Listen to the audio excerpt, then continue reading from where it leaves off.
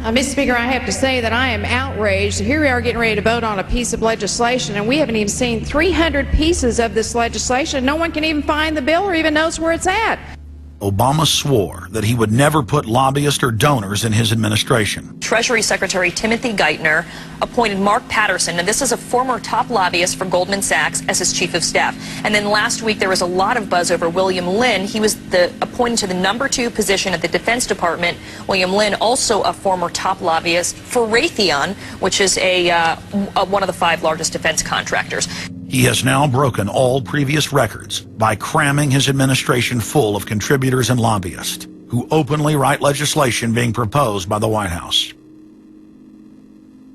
There's a good reason Obama doesn't want to give the people or Congress any time to read the bills.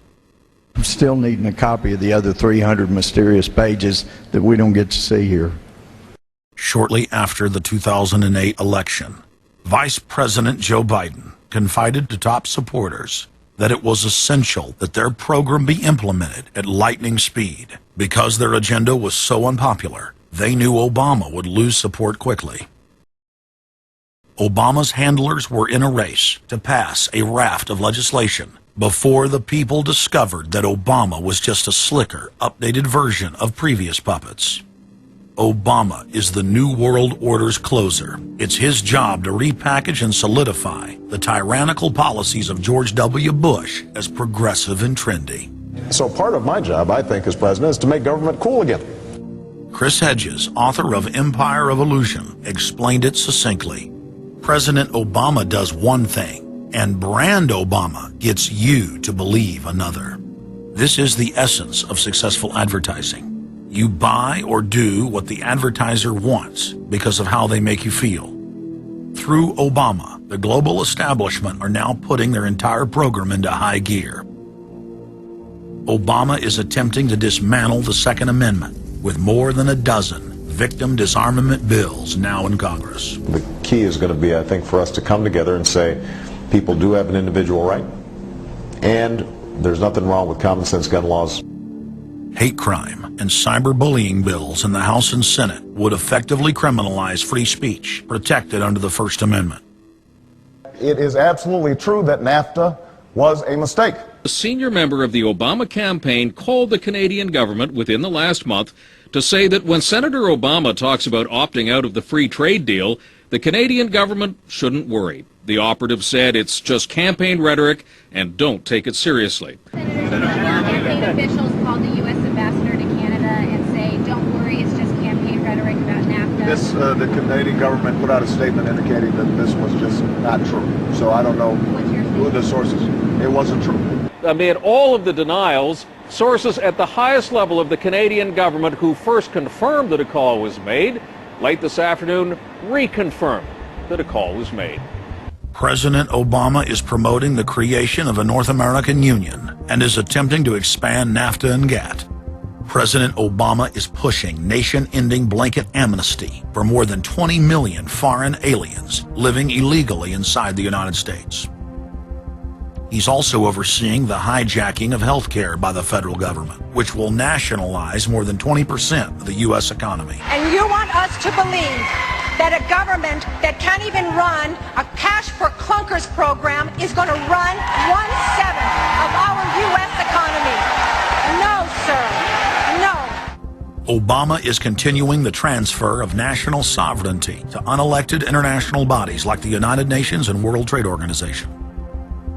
And most important of all, under the cover of banking reform, Obama wants to hand dictatorial power over the United States economy to an offshore private banking cartel known as the Bank of the World. Richard, what happened to all those threats from France's president about storming out and about having a global regulator who is going to reach across borders and be able to deal with markets no matter what country they were in? They have opened up the idea of there being some form of other regulator across countries, and I think that's going to come So back. is this some sort of a new world order, which Gordon Brown kind of alluded to?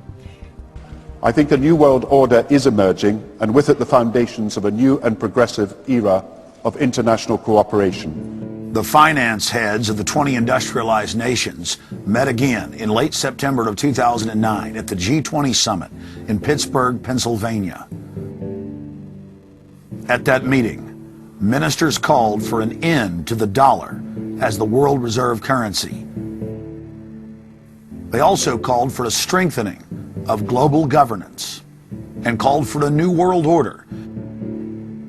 While the bankers were busy carving up the world at the G20 summit, Barack Obama was in New York City at the United Nations because he's got a new job to chair the United Nations Security Council, the most powerful position in the world government body. President Obama does what no other U.S. president ever has. As President Obama presided over the UN's most powerful body, that would be the Security Council. 6,191st meeting of the Security Council. For a couple of hours, you could say Mr. Obama was president of the world. It is the story of a world that understands that no difference or division is worth destroying all that we have built. In my own country, it has brought Democrats and Republican leaders together. Leaders like George Shultz, Bill Perry, Henry Kissinger, and Sam Nunn, who are with us here today. Barack Obama is the first president to hold two posts simultaneously. And there's a good reason for that. It's illegal. Article 1, Section 9 of the Constitution forbids any U.S. president from serving any foreign government or institution. He swears an oath to protect and defend the Constitution of the United States. But now Barack Obama has sworn allegiance to the global government and the United Nations that he heads up. Let that sink in real good. Barack Obama now heads the United Nations Security Council. You cannot serve two masters, and Obama isn't. He's selling out the last vestiges of sovereignty that this country had. This, ladies and gentlemen, is the destruction of our nation, and it's also high treason. Obama's lies are obvious and out in the open. He hides in plain sight. And from the moment he took office, his lies have only increased, despite the fact that his ratings have dramatically dropped since Election Day, from the mid-80s to the low 40s. A large portion of Americans still gullibly hang on his every word. It is bringing entertainment to thousands of people. Through its magic, we are able to enjoy a combination of the radio, motion pictures, and the stage, right in the comfort of our own homes, simply by pushing a button and turning a dial. These cells with their electrical charges are scanned by a stream of electrons, completing 30 pictures a second. Compare that crude picture with these of today, and you can judge for yourself how far along the road to perfection television has traveled. Most people still today think that all entertainment to do with movies, drama, is therefore nothing more than their entertainment. It never ever was that case. Of course, television can't perform such miracles as this, yet. But perhaps there's no harm wishing that it could. The greatest social messages are promoted through movies and drama, high drama, through the fixation of emotive sequences, emotional sequences, not logical, factual sequences, but pushing points across in an emotional way which register and fix in the mind. So emotional content is very, very important, rather than going through an actual discussion or an argument using logic and facts. There's no debate. And when you're being downloaded through fiction, your guard is down, the censor part of your brain is not in action. It isn't saying, yes, I agree with this, I disagree with that, as you would in a debate or a lecture.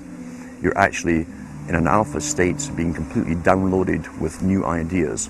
Throughout history, social engineers have refined techniques designed to control large populations.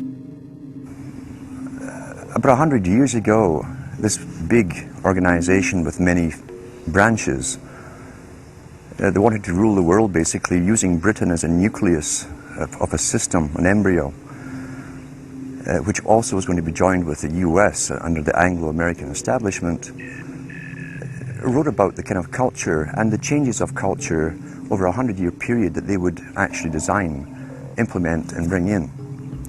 And H.G. Wells talked about it too. He talked about arenas. He says arenas could be put up across the world